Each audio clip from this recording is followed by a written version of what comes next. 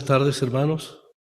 Es un tremendo privilegio y gusto estar después de 2 años, parece, o más, estar con ustedes acá en Manhattan, en la querida 126.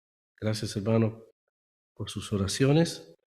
Y hay, hay el deseo en mi corazón en esta hora de poder eh, hablar acerca de lo que nuestro hermano ha leído, esta carta que ha sido la meditación durante bastante tiempo, meditando, rumiando, como se dice según el concepto de Levítico.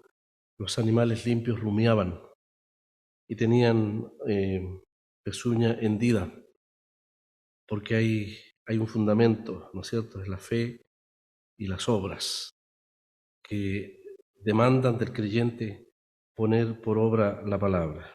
Saludos desde Valparaíso, saludos de la familia. Gracias por mi apreciada hermana que preguntó por la chiquitita, ya tiene 13 años, un hijo que ya está tomando decisiones importantes en su vida, con 24 años, la del medio también orando qué hacer con su vida, con la infinita gracia de Dios. Los más grandes son creyentes, la más chiquitita profesó ser salva durante la pandemia en una clase bíblica. Alguien le pasó un libro que estuvo 3 años botado por ahí, nadie lo leyó y en la pandemia Sofía lo leyó y un día la vi en su camarote con lágrimas llorando. Y le pregunté qué era. Y ella dijo, bueno, papá, estuve leyendo este libro, la historia de una misionera que trabajaba con niños y me di cuenta cuán pecadora soy, cuán pecadora soy. Yo le dije, ¿qué podemos hacer con eso? Bueno, ella dijo, yo le pedí perdón al Señor y lo acepté como Salvador. Tengo en mi tabla escrita la fecha de esa profesión de fe. Esa profesión de fe. Interesante, los importantes hitos de nuestros hijos hay que ciertamente anotarlos. Esperamos que esa decisión se manifieste en términos de una vida también para el Señor. Es el deseo de todo padre y toda madre. No hay mayor gozo que este, dice Juan, que mis hijos estén en la verdad. Es el deseo de todo padre y madre también para con los suyos. También el apóstol Pedro, como verdadero pastor, es un hombre que está preocupado no de sus niños físicos, sino de sus hijos en la carne, sino de sus hijos espirituales. Y ustedes saben, hermanos, que esta carta, sé que otros hermanos también han ministrado la palabra respecto a esta carta. Ustedes saben que esta carta ha sido escrita para alentar a creyentes que están en una circunstancia de sufrimiento, de aflicción. Y mi hermano ha leído hasta el capítulo 2, verso 5.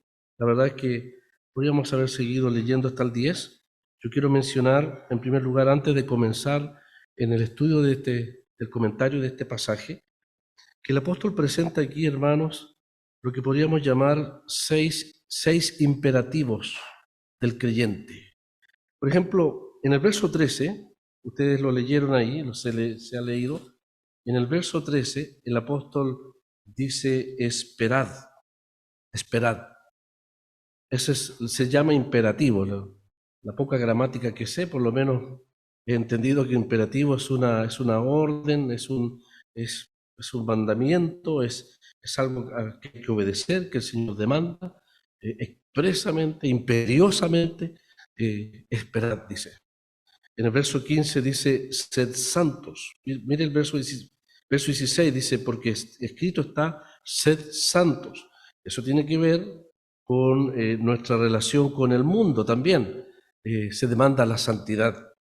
En el capítulo 1, verso 22, el apóstol Pedro dice, habiendo purificado vuestras almas por la obediencia a la verdad mediante el Espíritu, para el amor fraternal no fingido, amaos.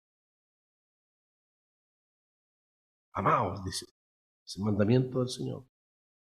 Lo que Juan llama el antiguo mandamiento, que fue que fue acuñado por el Señor, que fue declarado expresamente en Juan capítulo 13, en el contexto del acto más deleznable, miserable, de un hombre que fue capaz de traicionar y vender al Señor. Juan 13 tiene un contexto negro, que es la traición. Y el Señor nunca fingió el amor, compartió de la misma sopa con Judas. Y cuando le dijo, amigo, ¿a qué vienes? No fue una mera formalidad del Señor. A pesar de la traición, Él sí supo amar. Y él en Juan capítulo 13, lo sabemos y lo hemos leído muchas veces, siempre hablamos del amor, nunca lo practicamos plenamente como el Señor lo demanda, pero siempre debemos hablar del amor. Lo mismo en la santidad. Pedro nos exhorta al amor y nos exhorta a la santidad. Quiero decirles que el que habla en esta tarde no pretende decir que estoy cumpliendo este mandamiento plenamente. Necesito también obedecer al Señor y expresar, dispensar este amor que el Señor demanda de nosotros. Lo mismo es en cuanto a la santidad. A veces se dice en esta iglesia, ya no hay amor, ya no nos aman, se acabó el amor. Normalmente quienes dicen eso expresan su infantilismo espiritual, porque la verdad es que yo no vengo a la asamblea, no me reúno con los creyentes solamente para recibir. Yo debo dar, yo debo dispensar, primero que nadie, delante de Dios, amor y todas aquellas cualidades propias de la vida cristiana. Nadie tiene la autoridad absoluta para hablar plenamente del amor, pero la palabra de Dios demanda a todos quienes se paran en un púlpito o de alguna manera enseñan la palabra a repetir la exhortación del amor fraternal y del amor divino entre los creyentes. Lo mismo es en cuanto a la santidad. Sabemos que hay una santidad posicional. En Cristo hemos sido santificados, separados del mundo y dedicados para Dios. Esa es la santidad posicional. Hay una santidad práctica, lo entendemos, que es la que Pedro demanda aquí, una santidad práctica. Y habrá una santidad plena cuando estemos en la presencia del Señor. Mientras tanto, el apóstol Pablo nos dice que debemos crecer, que debemos procurar una santidad sin la cual nadie verá al Señor, dice el escritor en los Hebreos. Debemos ir creciendo en el ámbito de la santidad. También en el capítulo 2, verso 1, hay otro imperativo del apóstol Pedro y dice lo siguiente, dice, desechando, ha dicho esperad, amaos, ha dicho sed santos, ahora dice desechad. Claro, que seguramente no es alguien experto en el idioma que esté ahí en Zoom podría decir, hermano Rodolfo, está equivocándose la gramática, pero es la misma idea. El desechando es una exhortación, una exigencia del Señor de que esto sea permanentemente, una actividad permanente. Ir desechando. Desechar de una sola vez y definitivamente, ¿qué cosas? 5 cosas que matan el amor. 5 malas hierbas que matan el amor, que hay que desarraigarlas. La malicia, el engaño, la hipocresía, la envidia y todas las distracciones. Eso hay que desechar. Luego en el verso 2 dice, desead. Aquí sí que es un imperativo. Para aquellos hermanos que conocen la gramática, concordarán conmigo que sí, es un imperativo, ¿no es cierto? Desead. Hay deseos, apetitos naturales en el ser humano, legítimos, que deben ser consumados, partiendo desde el bebé que anhela de la leche, llora, gime, clama y no termina su llorar hasta que su apetito se consuma, se satisface. El deseo es consumado. Eso es desear. Desear para satisfacer. Desear hasta quedar pleno, satisfecho, esa es la idea. También es un desear permanente de la leche espiritual no adulterada. Y también en el capítulo 2, verso 5, aquí es otro imperativo, otra exhortación del Señor, dice, como piedras vivas, sed edificados. Hay cosas que nosotros tenemos que hacer Y hay cosas que nosotros tenemos que permitir que Dios haga, ¿cierto? Amar es mi responsabilidad. Ser santo también. Desear, desechar, es lo que yo activamente tengo que hacer. Es lo que Dios espera en la obediencia a la palabra de Dios. En esta tarde hemos venido a escuchar la palabra con el propósito de ponerla por obra. Procurar en nuestro corazón una sujeción a la palabra, obediencia a la palabra y ponerla por obra. Aquí en el verso 5, más que una acción nuestra, es un dejar obrar. Es una actitud de docilidad.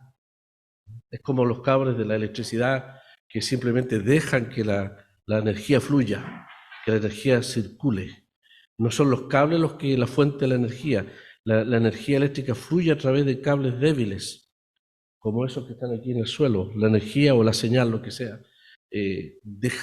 Dejad, no obstáculos, ser canales, docilidad, sujeción, ser maleables. La palabra maleable es como el oro que puede ser formado, como la greda en las manos, que puede ser trabajada y el artífice puede realizar una obra preciosa. Eso es de dejar, o más bien dicho, ser edificados. Ser edificados. Y entendemos que la edificación de parte de Dios lo hace a través de su palabra, a través de los dones que ha dado la iglesia, a través del ministerio múltiple que Dios utiliza para la edificación de su pueblo. Aquí es el desear, o más bien dicho, el ser edificados, tiene que ver con ponerse a funcionar. Lo vamos a ver quizás con más detalle. Si es que no alcanza el tiempo, quiero anticiparlo. Hay una exhortación a empezar a funcionar como congregación, como en este caso, como piedras vivas, como casa espiritual y como sacerdocio santo. Un sacerdocio que realiza el culto, el servicio, la adoración. Un sacerdocio que ofrece ofrendas, sacrificios. En este caso, dice la carta a los hebreos, sacrificios espirituales. Entonces, sed edificados, es decir, dejad permitir que los más excelentes privilegios como casa sacerdotal y como sacerdotes que ofrecen sacrificios a Dios se lleven a cabo congregacionalmente. Entonces, en el verso 4 también dice la palabra, acercándoos a Él. Acercándoos a Él es el Señor, piedra viva, desechada ciertamente por los hombres, más para Dios escogida y preciosa. Entonces, estamos en el contexto de hermanos que están dispersos, pero no esparramados, porque han sido dispersos por la soberanía de Dios. Están expatriados, pero no sin patria, tienen una patria celestial. Y en el capítulo 1 el apóstol ha hablado de la herencia inmarcesible, incontaminada, esa herencia que no se agosta, que no se contamina, que nadie la puede arrebatar, una herencia eterna. Eso tiene que ver con lo que el Señor ha prometido para su pueblo. De manera entonces que el acercarse al Señor significa apegarse plenamente a su persona. Entiendo aquí que el apóstol Pedro, hermanos, está usando una metáfora que escapa del concepto de la realidad. La verdad es real, pero la metáfora que el apóstol está usando es interesante. Es como si estuviera hablando a niños, porque yo no he visto nunca piedras moverse hacia un centro. Hay una piedra angular, pero ellos están dispersos, han sido dispersos, son los expatriados. Han perdido garantías humanas, han sido separados de su familia, de sus relaciones, de su pueblo. Están esparramados en 5 provincias, o más bien dicho, dispersos en 5 provincias. Y lo que sucede cuando estos creyentes ahí alejados, está el peligro de que cada uno busque su propia seguridad, su propio interés, su propia protección. Han dejado de reunirse quizás, no están las condiciones para reunirse, como muchos de nosotros lo experimentamos. Entonces el apóstol Pedro dice, vosotros hermanos, los dispersos, los expatriados, que estáis siendo afligidos por la incomprensión del mundo, por la hostilidad del mundo, yo os exhorto a que no solo personalmente, sino que congregacionalmente uníos, dice, afiataos, apegaos al centro, que es la piedra angular, que es la persona del Señor Jesucristo. Una metáfora que puede ayudar es la idea del imán, que usted lo pone y todos los clavos se pegan. También usamos el ejemplo de la reina. ¿Usted ha visto un panal sin reina? Mire, cuando una reina vuela y se pega en la esquina de un galpón, de un edificio, todas las abejas vuelan hacia ella. Pero no existe abeja, panal sin reina. No existe asamblea sin Cristo, sin el Señor, que es el Rey. Aquí le llama el apóstol Pedro va a usar 10 declaraciones, ejemplos, 10 nombres del Señor, como la piedra angular, probada, preciosa, la piedra confiable, la roca fuerte, la piedra viva. 10 expresiones que van a hablar de Cristo como la roca. En este caso es como la piedra también, como la piedra labrada, hermosa, la piedra fundamental que es la primera piedra que se pone en la construcción del edificio. En este caso no es un edificio institucional, es un templo espiritual, es una casa espiritual, es morada de Dios, dice la palabra en el Espíritu. Entonces, la piedra angular es la piedra de donde parten todas las medidas, de donde parten todas las medidas hacia afuera y de donde todas las medidas convergen. Mi papá era albañil antes de convertirse, siguió siendo albañil después de convertirse. Y no sé si es la experiencia de algunos hermanos acá en su patria, allá en la isla o acá, pero había que medir. Había que sacar medidas, ¿no es cierto? Niveles se usa la palabra niveles. Y ahí había que estar con la manguera ahí quietito para que el papá pudiese decir, y marque aquí. Porque me decía mi papá, de aquí vamos a tomar todas las medidas. Este es el punto esencial, central. Sin esta medida no se construye nada. Sin Cristo, la piedra angular, preciosa, probada, no hay iglesia, no hay propósito. Cristo es la piedra angular, no solamente de la profecía para con el pueblo terrenal que es Israel, sino que es la piedra angular de los propósitos eternos de Dios para con su pueblo celestial, que es la iglesia. Por lo tanto, el apóstol dice, la primera exhortación, la principal de todas, es: hermanos, acercaos a Él, como las piedras que se mueven y se afiatan en un solo edificio, apegadas a la roca fundamental, a la piedra angular, como las abejas que rodean a la reina, como los clavos que se pegan al imán, o simplemente como cristianos que nos reunimos al nombre del Señor, siendo Él el centro, la cabeza, fundamento y cabeza de la iglesia. Esta exhortación la conocemos y ellos también la conocían. Pero si expatriados, distraídos, algunos desanimados, algunos probados, el apóstol les exhorta a que funcionen ya como asamblea, pero más que como asamblea, aquí le llama como casa espiritual. Porque ustedes son un reino de sacerdotes, son sacerdocio santo, son sacerdocio santo en relación al servicio que realizan para Dios en el ámbito de la asamblea, pero en relación al mundo son sacerdocio real, un sacerdocio que ofrece sacrificios espirituales, hombres y mujeres, en esa tremenda posición y privilegio que el Señor nos ha dado. Pero somos un reino de sacerdotes reales, como dirá el verso 9, sois linaje escogido, así como hubo un linaje de Aarón, hay un linaje de Cristo, somos sacerdotes. Real sacerdocio, dice, nación santa, pueblo adquirido por Dios, para que anunciéis las virtudes de aquel que os llamó de las tinieblas a su luz admirable. Por lo tanto, hay dos funciones esenciales, importantes, que Pedro ve en esto que llama él la casa espiritual, que somos nosotros, hombres y mujeres, todos sacerdotes de Dios.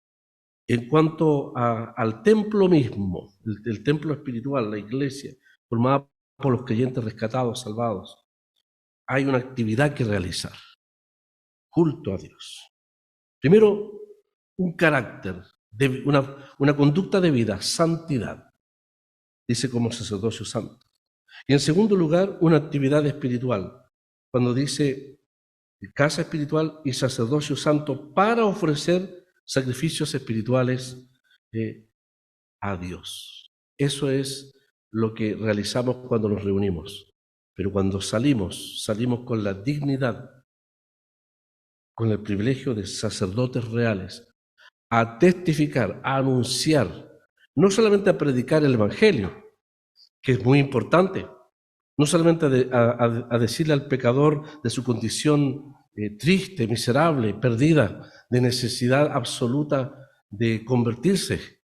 Predicamos el Evangelio, pero Pedro eleva la predicación del Evangelio a una declaración hermosísima. Dice, el Evangelio es el anuncio de las excelencias, dice, de las excelencias de aquel que os llamó de las tinieblas a su luz admirable. Podemos decirle al hombre que es pecador, sí, pero podemos decirle al hombre cuán glorioso, precioso, hermoso, confiable, maravilloso es la persona del Señor que es nuestro Salvador, a quien le conocemos. Es anunciar las excelencias de Cristo. Y si usted quisiera, hermano, hermana, hacer un estudio de este capítulo 2, 1 al 9, por lo menos ya hemos mencionado 10 excelencias de Él como piedra, como roca. Hemos hablado de la roca viva, de la roca, ahí dice el verso, piedra viva, la roca escogida, es preciosa. Isaías agrega más en el Antiguo Testamento. Isaías 28 habla de la piedra probada, estable, dice de cimiento estable. Verso 6 dice la piedra angular. Y yo agrego el verso 6 al final, la piedra confiable, porque dice, el que creyere en él no será avergonzado. Se podía leer, hermanos, jamás será avergonzado. Hay una doble negación que lamentablemente nuestro español no lo recoge realmente en su plenitud, pero se puede leer así. En ninguna manera, en absoluto, dice. El que creyera en él, de ninguna manera, no, jamás podrá ser defraudado. La palabra avergonzar, defraudado. Y hermano, si usted como creyente está en alguna prueba, alguna aflicción, hay una promesa que reclamar del Señor, tenga la certeza que Él jamás defrauda a los suyos. Si es el mensaje al Evangelio, el que en Él creyere, al inconverso también, el que en Él creyere jamás será defraudado. El que invocar el nombre del Señor será salvo. El que a mí viene será salvo, dice. Venid a mí. Entonces, Pedro habla al creyente o al inconverso, cualquiera sea la necesidad. Hay una fidelidad absoluta de esa roca que es la persona del Señor. La persona del Señor. Así que, hermanos, el tiempo pasa rápido y vuelvo a mencionar los seis imperativos del cristiano. A la luz de primera de Pedro, de creyentes que sufren, que están en aflicción, lo primero que dice, esperad. En el verso 15, sed santos. Miren, en cuanto a la promesa de la venida del Señor, debemos esperar. En cuanto a la relación con el mundo, este mundo que contaminado, que nos tienta, que nos quiere cautivar nuestro sentido, nuestra mente, este mundo, en relación al mundo, sed santos. Y en relación a los creyentes, en el seno de la iglesia, amaos. Entonces, en relación a la expectativa, esperad. En cuanto a lo que nos rodea, separaos, sed santos. Separaos y consagraos, dedicaos a aquel que os llamó, que es vuestro Señor. Sed santos. Y hay 3 razones por las cuales ser santos, lo sabemos, porque yo soy santo. La naturaleza intrínseca de Dios y eterna es su santidad. La segunda razón, en el verso 17, porque aquel que invocamos por Padre es el juez que juzga sin acepción de personas. Y la palabra juzgar ahí no significa que va a juzgar en aquel día en el gran trono blanco, o alguien podría pensar que va a juzgar en el trono, en el tribunal de Cristo al creyente y al gran trono blanco al inconverso, solemne y terrible día aquel. y solemne día para nosotros también cuando estemos delante del Señor en el tribunal de Cristo. No, ese juzgar es ahora. El Señor está juzgando ahora. Y se nos olvida, perdemos el temor, lo digo con pesar, se nos olvida que el Señor está tomando nota de lo que decimos, pensamos y hablamos. In situ, no sé si la palabra es correcta, es cuando en vivo, estamos filmando ahora mismo, live, en vivo. El Señor juzga en vivo y ve todas nuestras acciones. Y el juicio es de Él, por supuesto. Todo lo que yo haga en contra de un hermano, Él va a juzgarme. Él es un juez justo, aún juzga a su pueblo.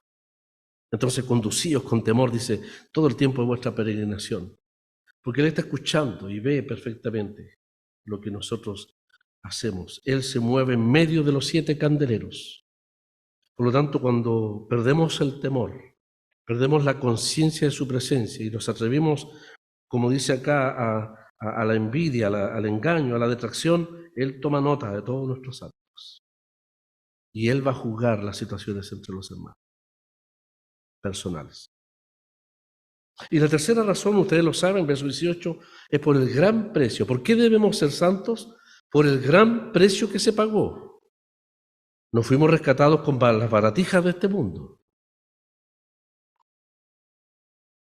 Estábamos vendidos en el mercado de este mundo.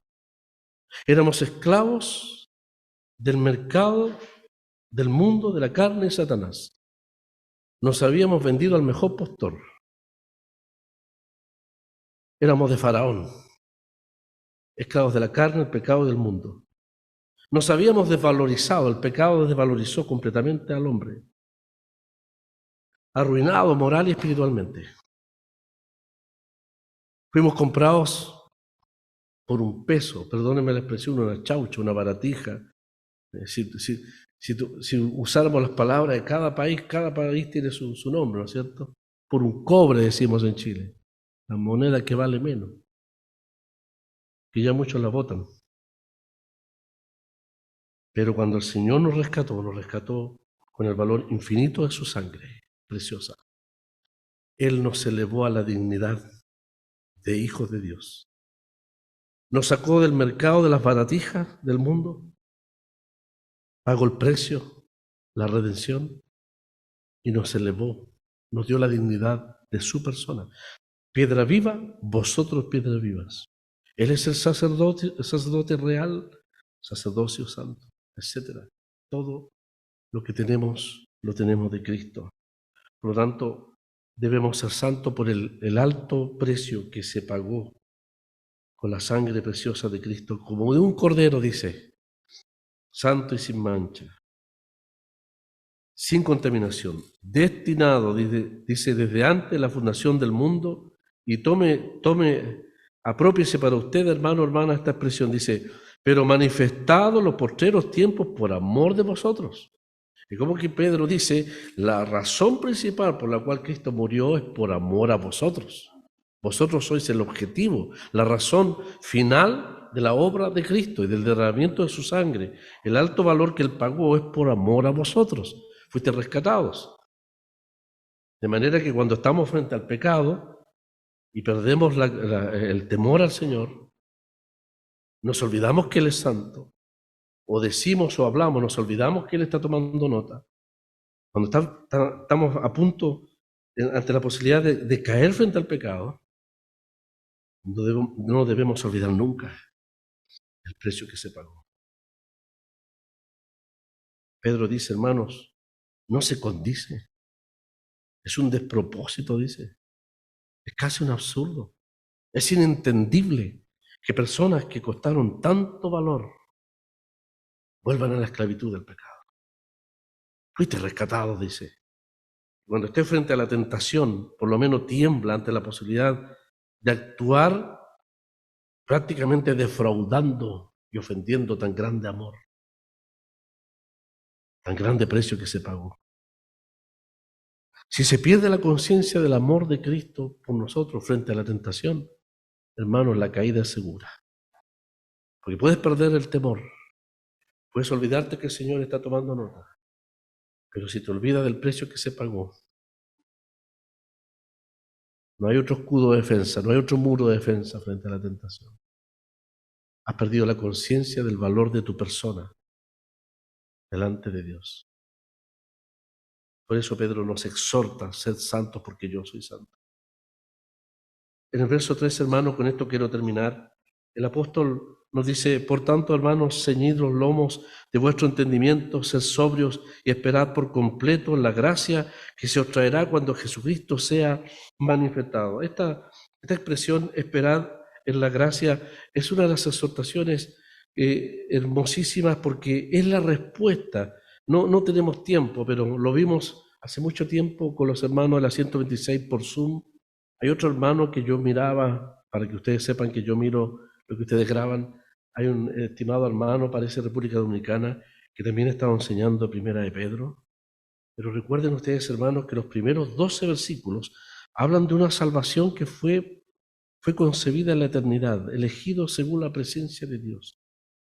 Habla de una salvación que se manifestó en hechos, cuando dice que ustedes fueron rociados con la sangre de Jesucristo, fueron regenerados, ¿cierto? Tienen una herencia, etcétera. Los primeros 12 versos hablan de la grandeza de la salvación. Una salvación que no fue improvisada. Dice, los profetas profetizaron, dice verso 10, de esta gracia destinada a vosotros. Y una salvación que los ángeles anhelan mirar. Verso 12, dice cosas. Esta expresión, cosas. ¿Qué cosas? Todo lo que ha dicho Pedro en los primeros 12 versos, las cosas gloriosas. El pescador de Galilea toma el bote, permítame hablar metafóricamente, y en el primer verso nos introduce a aguas profundas que nosotros no podemos bucear, no podemos tocar fondo, porque empieza a hablar de elección, habla de la presciencia, luego habla de la santificación en el Espíritu, luego de la redención, términos que quizás podríamos decir los conocemos un poco más. Habla de la regeneración, habla de la esperanza y habla de la glorificación. Por lo menos hay casi 7 términos de la salvación en estos primeros 12 versos. Esto es lo que podríamos llamar una salvación gloriosa. Estas cosas anhelan mirar los ángeles. Quisieran comprenderlas, discernirlas, como los profetas del Antiguo Testamento que escribían y no lo entendían todo, como nosotros tenemos la revelación completa. Los profetas del Antiguo Testamento también anhelaban el tiempo en que estas cosas se iban a cumplir respecto del Cristo y de todos los que serían bendecidos en Cristo. Y aún los ángeles en estos momentos contemplan la iglesia, no solamente por el velo de la sujeción de la mujer, no solamente por la ausencia de cubierta del hombre, contemplan la lucha diaria y permanente de la realidad de la vida cristiana de cada creyente. Es como el estadio, pero no el estadio del fútbol, es como el teatro, pero no el teatro de la farándula, sino es como la arena del gladiador, como el teatro del Coliseo. Los ángeles están sentados en las graderías, viendo el único espectáculo que a ellos les interesa. Es la lucha del cristiano aquí en la tierra, en la arena del gladiador, la victoria, la prueba, la aflicción. Mire, la vida cristiana, según la carta de Pedro, esta primera carta de Pedro, tiene un lema que se repite permanentemente en los 5 capítulos, en los 4 capítulos, 5 capítulos. Y es que después del sufrimiento viene la gloria. El sufrimiento, gloria. Entonces los ángeles contemplan no la tragedia del cristiano, sino la epopeya de la vida cristiana. Mi hija usa una palabra que los niños siempre tienen palabras nuevas. Dice, papá, eso es épico. Épico, ¿has escuchado esa palabra? ¿Estudiaste literatura española? Le dije. No, me dijo, bueno, te entiendo, épico. Yo le dije, Sofía, ¿sabes? Te voy a decir una cosa, me gusta esa palabra, pero Fíjate que la vida cristiana es más que épica. ¿Será una tragedia o una epopeya? Para los que saben de literatura, es una epopeya. Porque la epopeya habla de conflicto, de lucha, de aparente fracaso, aparente derrota, y finalmente el héroe de la epopeya, de la historia griega, ¿no es cierto?, triunfa. Esa es la única función de teatro, hermanos, que los ángeles contemplan. La epopeya de mi vida cristiana, de la suya. No importa las debilidades. Algunos cristianos hablan de fracaso, parece que no hay fracaso en la vida cristiana, porque hay restauración, Dios nos levanta, y el fin de la función romana o griega, como tú quieras, es victoria. Lea los 5 capítulos. Pedro les dice, hermanos animados, mire lo que le va a decir, no lo busque, dice, mire, gozaos por cuanto sois participantes de los padecimientos de Cristo. Ahí está la lucha épica, la epopeya, ponga la palabra que usted quiera, pero jamás tragedia. De Cristo, los padecimientos de Cristo, para que también en la revelación de su gloria os gocéis con gran alegría. ¿Qué cosas anhelan mirar los ángeles? Ellos contemplan la maravilla de la obra de Dios en pecadores como nosotros.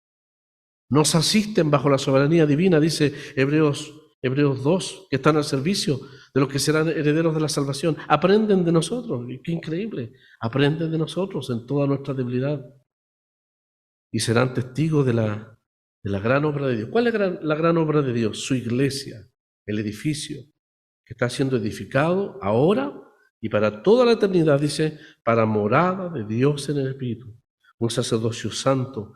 Esto es lo que los ángeles se sientan a mirar en las graderías para contemplar en la arena de la lucha cristiana las maravillas de la obra de Dios, que comenzó no solamente cuando fuimos redimidos, sino que comenzó en la eternidad pasada, cuando Dios concibió el plan de salvación en Cristo, también nos concibió a nosotros en Él, y que nos proyecta también hacia la eternidad.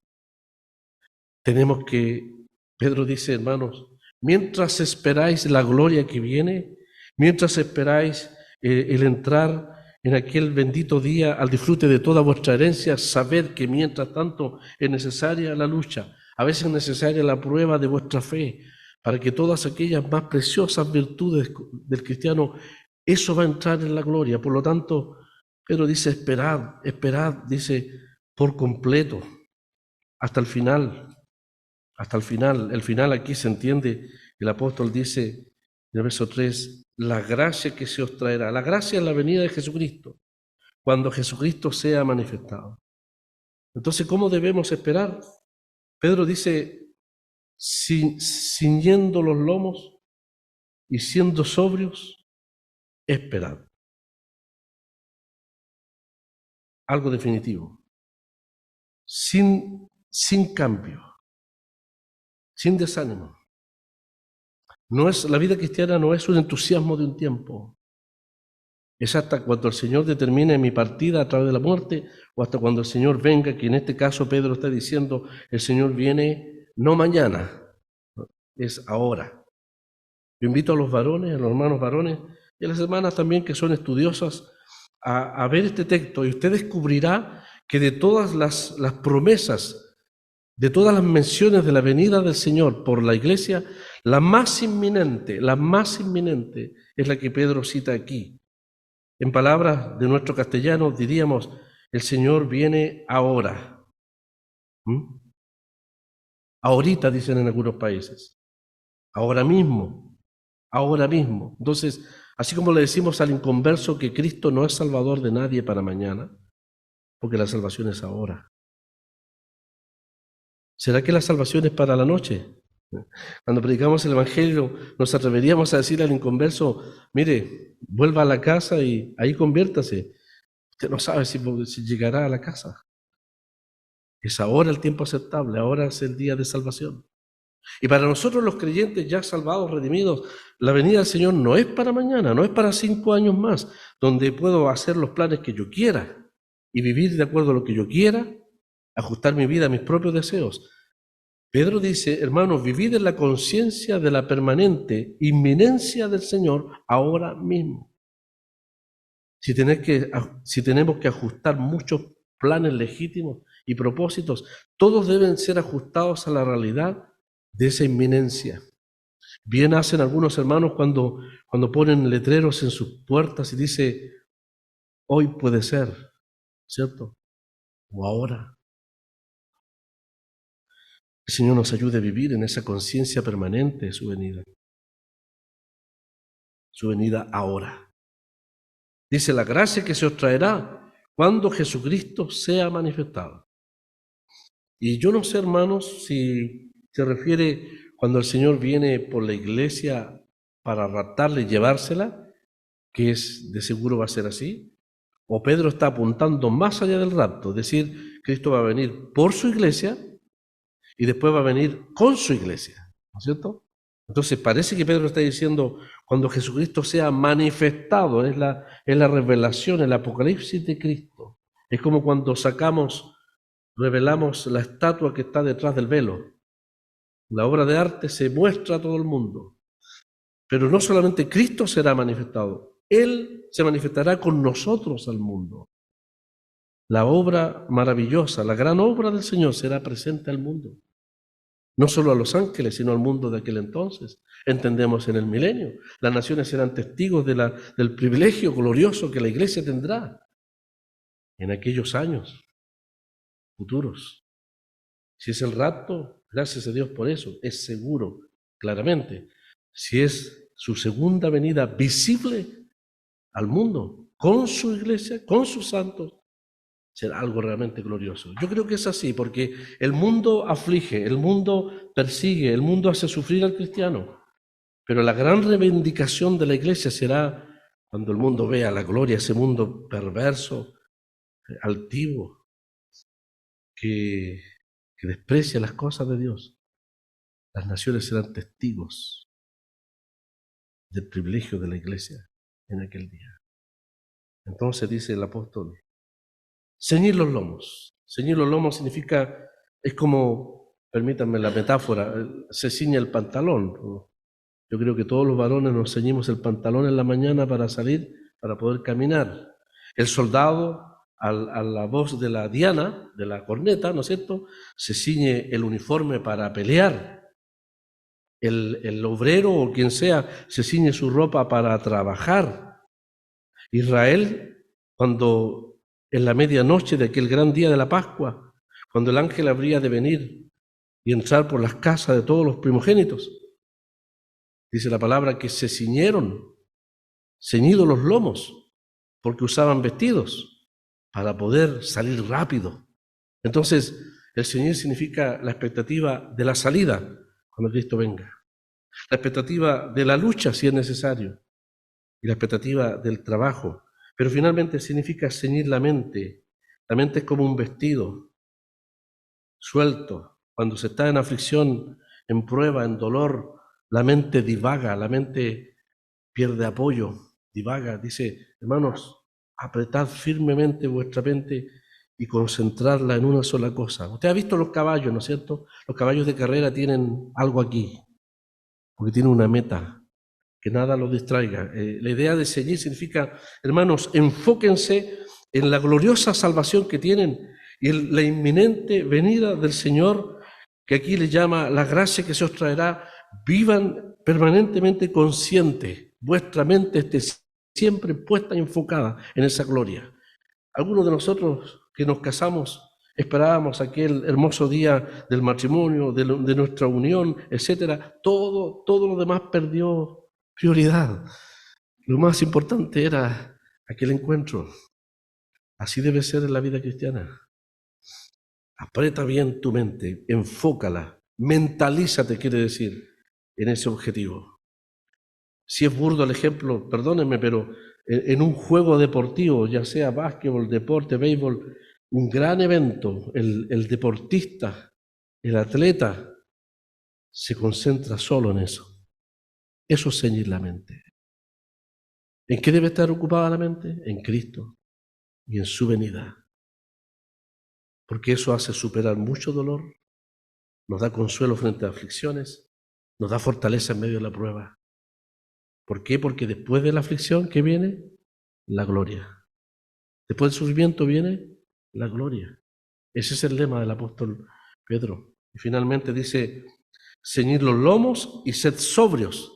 La sobriedad es lo contrario a la embriaguez, y en estos tiempos tristemente modernos, la sobriedad es contraria a la drogadicción, a estar bajo los efectos del alcohol, de la droga, de sustancias que embotan la mente. Ustedes saben, este país está sufriendo por eso. Espiritualmente el mundo está así. El mundo está como zombies en las calles. Son millones de personas que están muertos espiritualmente. El mundo está embriagado con la filosofía, con el pecado, con la mundanalidad, el amor al placer, al dinero, a la gloria. Están embriagados, están borrachos. Satanás los tiene con el opio. No es la religión el opio. El opio es el engaño satánico. Pero el cristiano está de día. Velamos. Tenemos la lámpara que es la palabra de Dios. Dice, hermanos, no estáis en tinieblas para que aquel día os sorprenda como ladrón. Velad, dice, porque los que se emborrachan de noche se emborrachan. Está hablando no de los alcohólicos, está hablando en términos del mundo entero. El mundo está en tinieblas. Pronto va a despertar a la realidad del terrible juicio. Gracias a Dios nosotros que somos del día, que somos de la luz, que somos hijos del Señor, dice, sed sobrios. El creyente examina todo a la luz de la palabra, porque estamos esperando la venida del Señor. Como atalaya, sí, como vigilante, ahí en la torre del vigía, ahí estamos esperando, sobrios y mirando, como cuando Daniel siempre oraba hacia Jerusalén, nosotros miramos hacia la Jerusalén celestial, cuando Cristo venga a buscarnos. Dice en la gracia que se os traerá cuando Jesucristo sea manifestado. ¿Se acuerdan de esa historia y la he contado yo aquí y la vuelvo a mencionar? El joven que le preguntó a un hermano de mucha edad, hermano, después de su conversión, ¿cuál es el día más importante de su vida? Y el hermano viejito ya dijo, hermano, dijo joven, ese día aún está por venir. El día más importante está por venir. Es la venida del Señor. Y eso es lo que estamos esperando. El Señor nos ayude. El Señor bendiga su palabra.